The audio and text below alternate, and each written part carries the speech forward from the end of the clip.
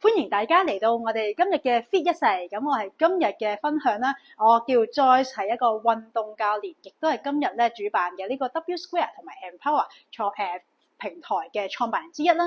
咁咧今日咧就會同大家講係咩咧？就係遠離腰背痛，其中一個咧可以咧大家成日去做嘅一個拉筋嘅方法。非常之簡單，可能每日30秒或者1分鐘咧，都可以咧慢慢積累落嚟咧，就遠離下咧我哋成日啲腳好緊啊，條腰好緊啊。咁我相信咧有好多朋友同我以前都一樣咧，可能咧都會有呢個嘅腰呢個位腰背呢個位咧有一啲痛症嘅問題，間唔中就覺得好冤啊咁樣。咁而另外咧，因為香港咧好多嘅朋友如果係做文職咧，都會長時間坐喺度。當我哋長時間坐喺度嘅時候咧，往往咧就會令到姿勢咧開始有啲走位，有啲姿勢不良嘅問題出現。最常見嘅包括就係圓肩拱背啦，即係呢度前傾咗，咩成日都要伏住喺度打字又好，寫字又好。咁而另外係咩咧？坐得耐咧個骨盤咧，有啲朋友如果着高踭鞋就容易前傾啦，但係如果坐得太耐，亦都會容易後傾嘅喎。咁會有啲咩問題出現咧？頭先講有寒背啦，咁有啲人就突肚咁樣啦，係啦，咁都係一啲姿勢不良。甚至乎我而家企喺度咧，其實咧留意啲咧，我就會發現，因為我唔係成個身喺一個正中間嘅位置，即係左右腳咧唔係嗰啲叫咩將我嘅身體嘅重量咧左右腳分配得非常之好，而係有好多時三七腳，或者我企歪咗，而家係咪？係啦，咁好多時係不自覺地咧，你會有一隻重心腳就會出現咗，咁就會令到身體受力會多啲。你坐喺度，你發現都係㗎。點解我會無啦啦翹腳嘅咧？好自然，就係因為咧坐喺度嘅時候，我哋開始個人歪嘅時候咧，你好硬係覺得隻腳有啲唔舒服因為左右開始唔平衡啦，咁你就會覺得翹腳就舒服啲。你下次可以試下咧，揾條毛巾咧墊住你要翹嗰邊嗰隻腳就唔係翹而係嗰個 pad 嗰邊咧墊高少少你又覺得可能會好少少嘅喎，唔使翹腳都得嘅喎。咁我哋咧就慢慢將佢糾正。咁頭先嘅問題係源自乜嘢咧？當我哋長時間呢個嘅姿勢不良嘅時候咧，我哋啲肌肉就會繃緊，可能咧隻大腿就會非常之緊啦。尤其是有啲朋友咧，如果係長時間做運動去跑步，但係拉筋又唔足夠，即係咧之後 cool down 做翻伸展又唔夠，因為做完運動啦嘛，跟住就走啦，咁換衫你就走啦，你又冇拉筋，咁可能會好繃緊嘅。咁我哋都要鬆翻佢。咁講緊可能頭先講腰背痛啦，有陣時係個大髀咧好扯住好緊有陣時咧就係後腿又放鬆唔到，又或者前邊咧都硬係覺得咧古古怪怪咁。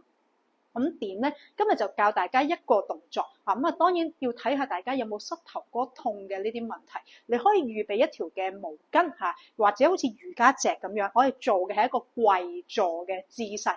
咁跪坐嘅姿勢咧就好簡單嘅啫，成個動作其實咧我哋就係跪喺度會有2個動作嘅。咁咧第一個你就係跪喺度啦，嗰個嘅腳同我哋可以係拍埋，咁拍埋之後。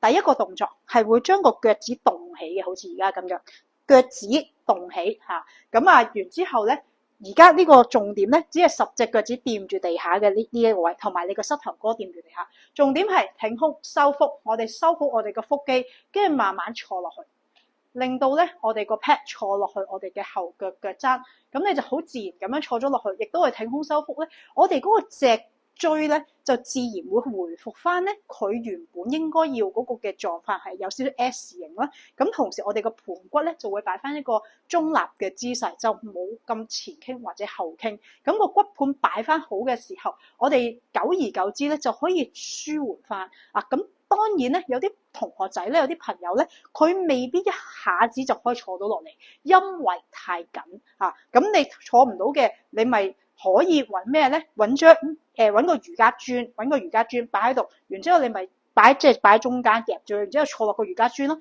又或者你擺一個嘅 cushion 或者係枕頭夾住喺中間，你咪坐落去，坐到幾多得幾多，坐少少可能最初，跟住你會發現咧，慢慢越坐越多。咁而呢個位會拉到啲咩地方咧？如果有啲朋友好似頭先咁講，成日跑步或者每日你行超過1萬步，你會覺得咩咧？腳嘅呢個腳板底呢個位咧會比較緊嘅，可能咧好冤個腳板，因為咧我哋而家呢度做緊嘅係咩咧？幫我哋嘅腳趾拉筋啊！大家平時我哋係咪成日韞住咗隻腳？你一日用幾多個鐘係着鞋？係啦，着住隻鞋你係韞住佢。如果嗰隻鞋太窄身咧，我哋啲腳趾就會開始變形，好少可幫腳趾拉筋。咁呢個動作可以幫我哋嘅腳趾拉下筋。咁而第二咧，就可能如果你咁樣拉嘅時候咧，四頭肌太緊咧，你亦都會覺得咧係好難坐到落去嘅，因為緊咗。好啦，咁你拉完呢個就可以做咩咧？將個腳面板平係啦，咁然之後坐落去。咁呢個咧，我哋拉翻咩咧？你就會板平咗咧，你就拉到前邊嘅呢一條。即係大家咧係會比較少拉，因為平時咧如果你係埋牆或者係用樓梯咧，你拉嘅可能係小腿後邊呢個位，又或者咧你拉呢個係拉四頭肌呢個位啊，但係前邊呢度咧好少拉到佢係嘛？咁所以你做呢一個嘅動作嘅時候咧，你就會連呢個小腿前邊嗰個位置你都會拉到，咁都係挺胸收腹坐喺度，咁你又可以坐半分鐘。或者係1分鐘，咁就差唔多㗎啦。咁你每日堅持朝頭早起身做啦，又或者夜晚去做都得。咁咧話說咧，就我媽咧以前咧，其實佢就唔係好做到呢個動作嘅。咁佢就係由本身最多係咩咧？最多係咁樣嘅啫，即係少少係啦，跟住又企翻，跟住有少少又起翻係啦。咁而家咧佢係可以坐晒落去啦，所以咧。呢個係貴在堅持嘅拉筋，任何都係你拉下就會鬆啦。咁有咩好處咧？佢咧就係喺大髀呢個位咧，就會見到靜脈，即係佢又未到靜脈曲張，但係條筋咧好明顯就青青地咧係會見到，比較明顯嘅。咁但係當佢做咗我諗個零2個月之後咧，佢就好明顯見到，咦？佢呢個位嗰條青筋好似冇乜咯喎，甚至乎呢啲位都係喎。咁原因係乜嘢咧？就係當我哋做呢一個嗰條筋鬆咗嘅時候，即係咧你當好似唔食橙咧，佢掹住咗出邊嗰啲白色嗰啲衣啊。當佢解鬆即係解鎖咗啦，佢冇咁緊嘅時候咧，我哋嘅血液循環就會好咗。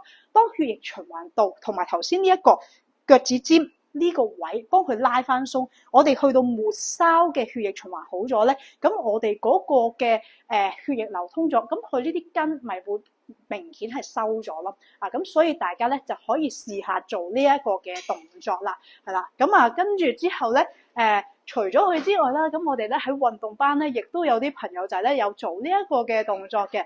咁最初都係一樣，係坐唔到落去㗎。咁但係慢慢又坐到啦。咁所以大家咧不妨試下，就令到咧我哋嘅腰背可以咧慢慢冇咁酸軟，冇咁痛。咁啊同時間咧，亦都係你話大髀啊、小腿啊、大腿啊呢啲嘅肌肉咧，都會覺得冇咁繃緊啦。咁咧今日咧就同大家分享到呢度，下次見面話我知究竟呢個動作咧有冇幫到你。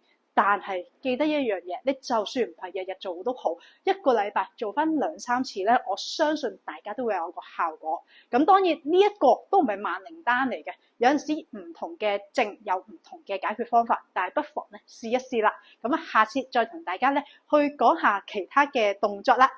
拜拜。亦都歡迎大家嚟到我哋逢星期5朝頭早11點至12點半嘅健體增肌工作坊，嚟到一齊鍛鍊肌肉同埋伸展拉筋啊！